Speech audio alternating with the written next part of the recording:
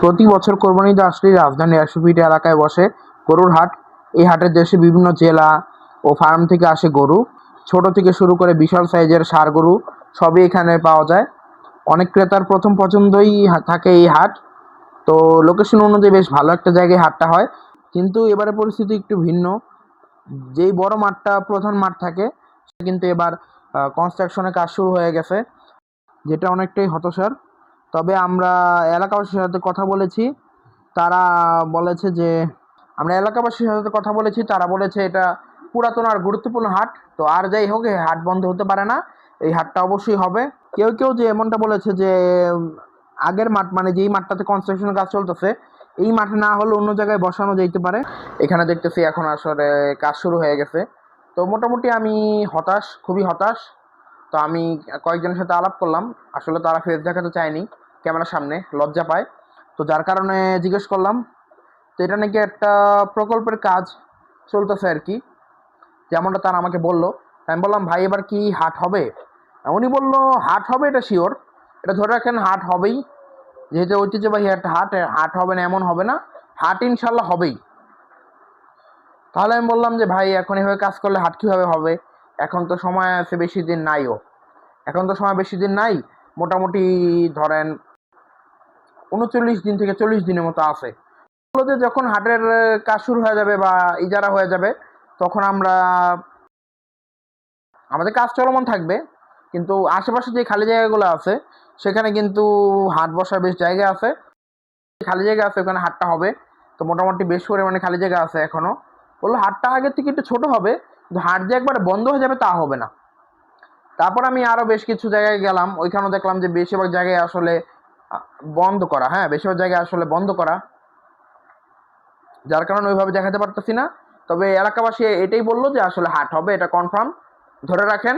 যেমন জানলাম আর কি, হয়তো মে মাসের শুরুর দিকে অথবা এই মাসের একদম শেষের দিকে ২৮-২৯ তারিখে হয়তো কাজ শুরু হইতে পারে, এমনটা তারা আমাকে বলল। তাছাড়া আমি যেখানে গেটটা হয় সেখানে কিন্তু বেশ কিছু বাসও দেখতে পেয়েছিলাম, সেটা অবশ্যই আপনাদেরকে দেখাবো। তো যেটা দেখে মোটামুটি ভালোই লাগলো।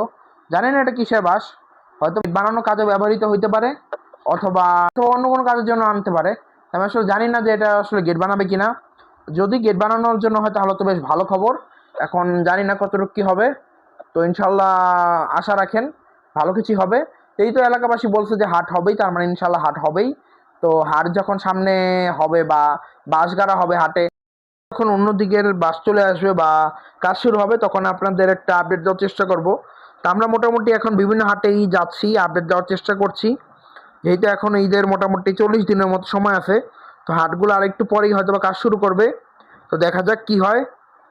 তবে আসলে আজকে ভিডিও দেওয়ার তেমন কোনো ইচ্ছাই ছিল না, খুবই মনটা খারাপ, কারণ আমার সাইকেলটা হঠাৎ চুরি হয়ে গেছে। রাত্রে তালা মারাই ছিল গেট, সকালে খুলে দেখি যে গেটের তালা ভাঙে নেই, কিন্তু সাইকেল চুরি হয়ে গেছে, যেটা খুবই হতাশার এবং খুবই খারাপ লাগলো আমার কাছে। যার কারণে সারাদিন মনটা বেশ খারাপই ছিল। তাও ভাবলাম আপনারা এত করে চাচ্ছেন যখন, তাই ভাবলাম যে দেই ১০০ ফিট হাটের ভিডিওটা। আর আমারও জানা দরকার ছিল যে আসলে হাট হবে কিনা, এই হাটের ঐতিহ্য যাতে হারিয়ে না যায়। হাটের যেমন প্রয়োজনীয়তা আছে, খামারের তেমন প্রয়োজনীয়তা আছে, দুইটারই প্রয়োজনীয়তা আছে। তো আমাদের আধুনিক যুগে যেতে গিয়ে আমাদের হাট হারিয়ে ফেললে হবে না, তো এটা খুবই হতাশার। তো মানুষ আস্তে আস্তে আধুনিক হতে হতে তারা আসলে হাটের যে ঐতিহ্য বা হাট থেকে গরু কেনার যে ঐতিহ্য, সেটা কিন্তু আস্তে আস্তে হারিয়ে ফেলছে। এখন দেখেন, তারা কিন্তু অলরেডি স্লটারিং সিস্টেম করে ফেলেছে, ঠিক আছে? মানে আপনি একটা ফার্ম থেকে গরু কিনবেন, তো গরু কিনে আপনার আর বাসা নেওয়া লাগবে না, আপনি চাইলে তারাই ঈদের দিন আপনার গরু প্রসেসিং করে আপনাকে মাংস দিয়ে দিবে। তো এই জিনিসটা দেখেন কতটা হতাশার।